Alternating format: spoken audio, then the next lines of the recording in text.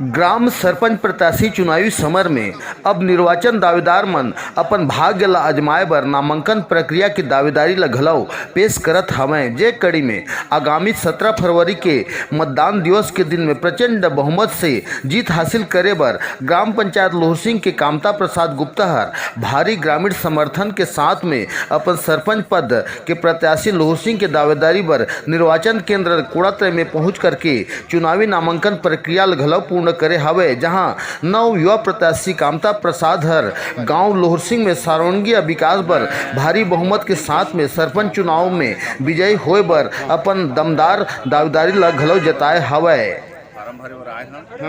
और हमर लोहरसिंह के विकास बर मैं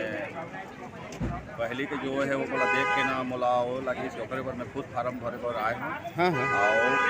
लोहरसिंह के विकास ला करबो करके हमारे यह मेन उद्देश्य है और विकास ला करबो।